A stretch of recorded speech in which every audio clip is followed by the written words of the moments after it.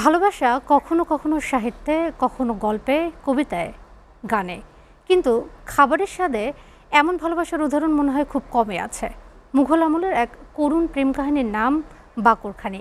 ইতিহাস কখনো শুধু বইয়ে থাকে না, কখনো কখনো নেমে আসে স্বাদে ঘ্রাণে মানুষের ভিড়ে।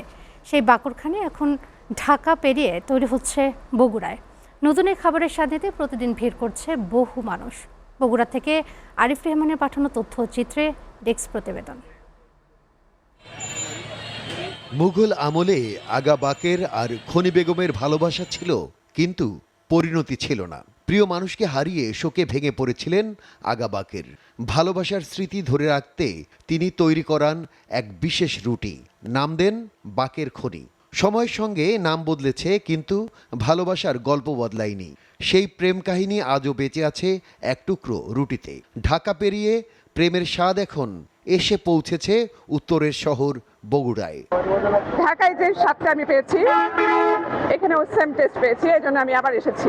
আলহামদুলিল্লাহ অনেক ভালো সারা পাচ্ছি, অনেক মজা পাচ্ছে কাস্টমাররা খায়। শহরের সাতমাথা সহ কয়েকটি এলাকায় দেওয়া হয়েছে দোকান। ঢাকা থেকে কারিগররা এসে বানাচ্ছেন বাকরখানি। মচমচে মিষ্টি ঘ্রাণে ভরা বাকরখানিতেই যেন সব মানুষের প্রেম। পরিবার আর বিভিন্ন অনুষ্ঠানে খাবার তালিকায় নতুন যোগ হয়েছে এটা। ঢাকার খাবার আমরা বগুড়ায় প্রতিনিয়ত পাচ্ছি, এটা আমার সৌভাগ্যের ব্যাপার। এখানে আসছিলাম এবং এসব কিছু খেয়েছি এবং অনেক সুস্বাদু। আগামীতে আরো নতুন নতুন আইটেম করার পরিকল্পনা এই উদ্যোক্তার। ভবিষ্যতে আরো বগুড়াতে আরো দোকান দেওয়া আছে, চিন্তাভাবনা আছে। ব্যবসা ভালো হইলে এখন সবাই খাইয়া ইনশাল্লাহ ভালোই করতেছে। শত বছর পেরিয়ে আজও বাকরখানি মানুষের আবেগ আর ঐতিহ্যের অংশ।